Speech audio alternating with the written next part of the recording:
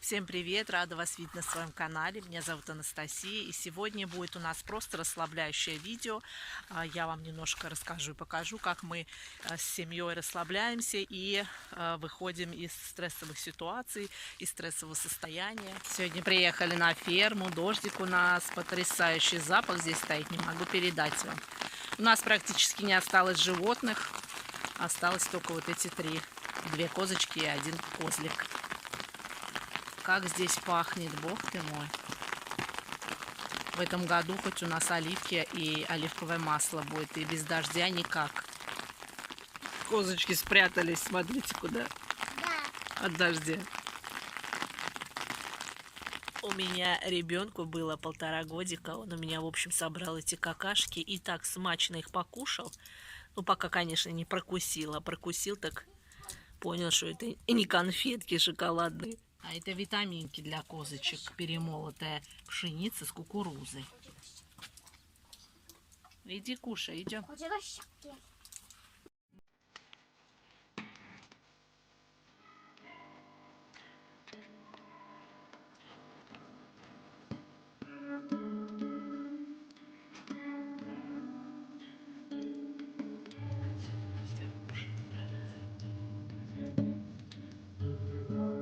А его подружки-дурочки стоят там, ждут, боятся нас.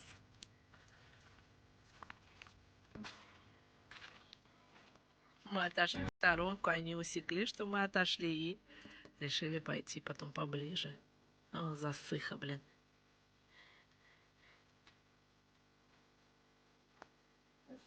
Еще косица нет. Смотрим мы на нее или нет.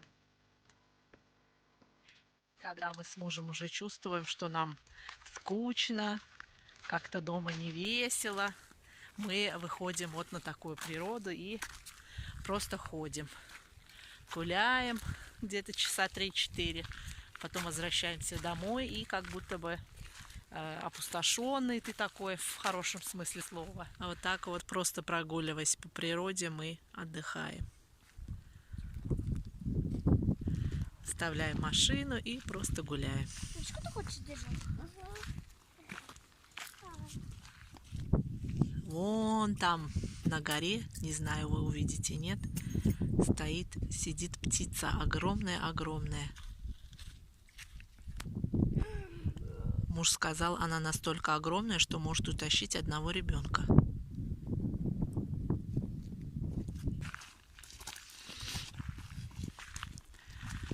Если у вас начинается депрессия или какой-то стресс, обязательно все бросайте, всех и все, и езжайте на природу один на один. И на природе вам нужно выплакаться, выкрикаться, если у вас идет это из души. И это очень классная психотерапия. Как семейный психолог я вам советую. И, кстати, хочу себе сейчас открыть онлайн-консультации и по онлайну работать, в общем, в Турции. Потому что не хочется мне терять профессию свою, потому что я ее очень люблю.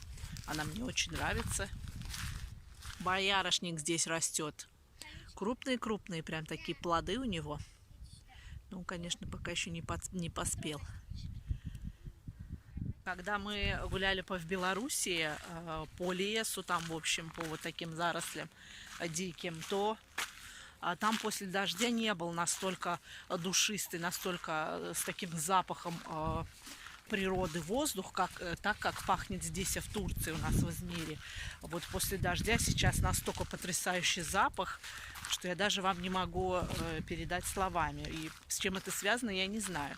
Если вы знаете, напишите мне, почему так. И поэтому мне очень нравится Измир, потому что он очень большой и, как бы сказать, менее заселенный, потому что здесь очень развито скотоводство, очень развиты поля, оливковые плантации у нас здесь. В общем, природы здесь дикой очень много.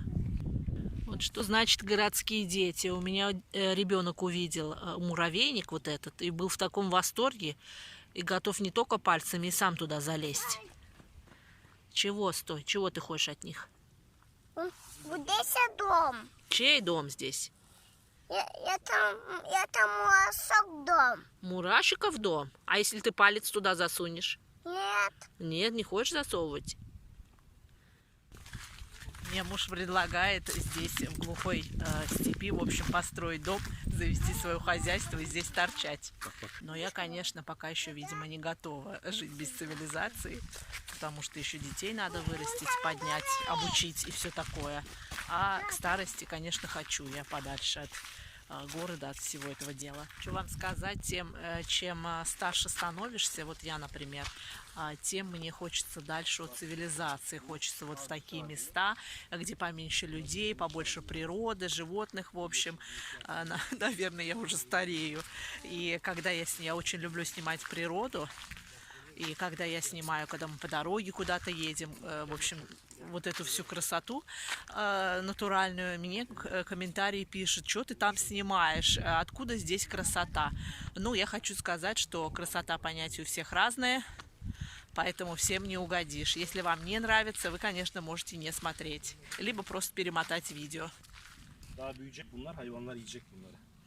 Это у нас муж профессор, он знает здесь каждую веточку, каждое растение, которое, кто какое растение kuşает. А здесь у нас пасутся коровы. Nasıl yaban inek? Birisinin inek bu. Birisinin ama dağda böyle geziyorlar hep. Пасутся Sonra büyüdü mü коровы. Onları yakalayıp götürüyorlar kesmek için. Пасутся коровы на Курбан-Байрам. Yaklaşmıyor mu? Конечно же, природа в Турции не такая уж невинная и безопасная, как казалось бы. Здесь и есть и шакалы, и волки, и мишки маленького размера, и ястребы вот эти всякие, в общем, огромные птицы, которые я вам до этого показала. И самое опасное, это, конечно, здесь кабаны. Огромнейшие. Kaç kilo burada domuzlar ilk büyük? И муж говорит, самая большая свинка здесь может быть до 250 килограмм, в общем, до 300 выходит. И когда мы с мужем только поженились, у него папа нет-нет выходит на хрюшек. Просто это вот его увлечение. У мусульман же хрюшки ассоциируются с очень неприятным всеми этими, в общем. И у меня муж спрашивает, говорит, это вы, говорит, такую хрюшку, говорит, кушаете, да, говорит, русский. Потом пришлось ему найти в интернете фотографии и видео наших этих домашних розовых хрюшек.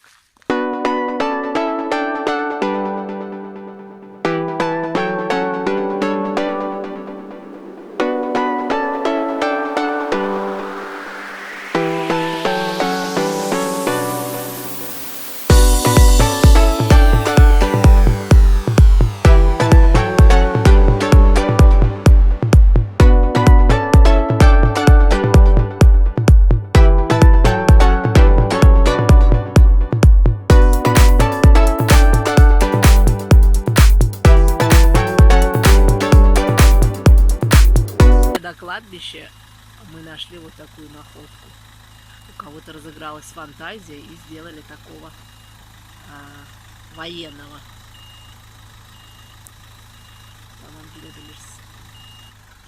Когда моему мужу грустно, он приезжает на кладбище к своим близким. Но у нас 2 года назад у мужа умерла бабушка, и он прям очень тоскует по ней.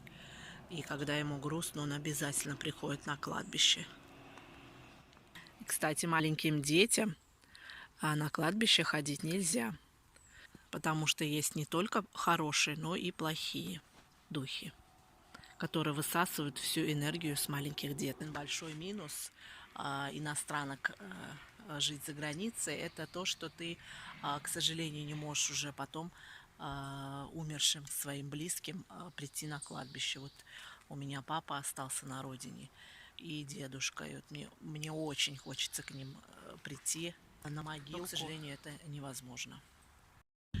Для развития и поддержки канала очень вас прошу поставить лайки и оставить комментарий, потому что ваше мнение для меня очень важно.